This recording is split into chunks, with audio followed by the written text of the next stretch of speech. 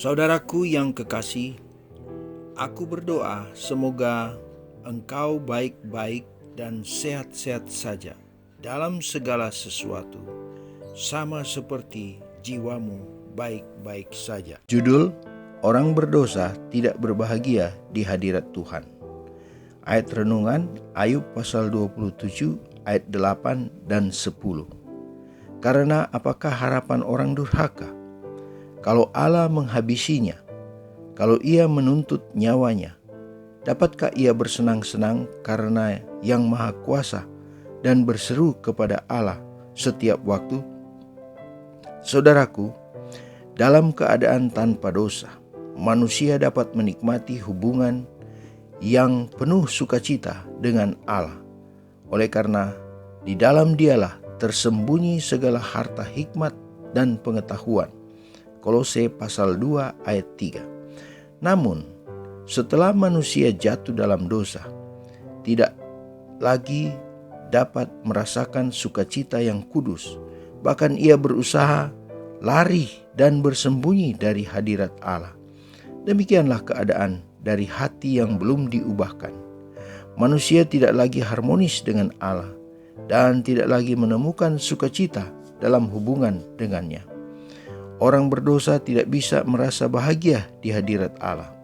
Mereka akan menjauhkan diri dari lingkungan makhluk-makhluk suci.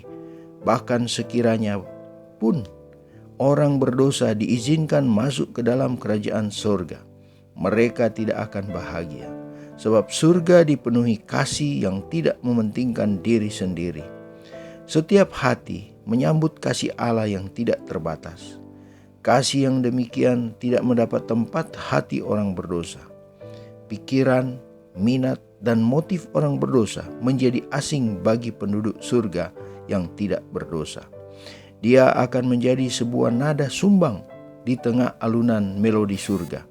Mereka akan merasa tersiksa di surga. Mereka ingin selalu tersembunyi dari Allah dan cahayanya, yang adalah pusat dari kebahagiaan. Allah tidak sewenang-wenang ketika mencegah orang berdosa untuk masuk ke dalam kerajaan surga. Mereka sendiri akan merasa tidak cocok berada di sana. Kemuliaan Allah bagi mereka adalah api yang menghanguskan. Mereka akan lebih senang dimusnahkan, agar mereka dapat disembunyikan dari wajahnya yang telah mati untuk menebus mereka. Langkah kepada Kristus, halaman 23 dan 25. Amin. Tuhan, berkatilah semua orang yang sudah mendengar dan menyaksikan renungan rohani hari ini. Berkatilah setiap rencana dan aktivitas sepanjang hari. Lukas pasal 11 ayat 28. Tetapi ia berkata, yang berbahagia ialah mereka yang mendengar firman Allah dan yang memeliharanya. Amin.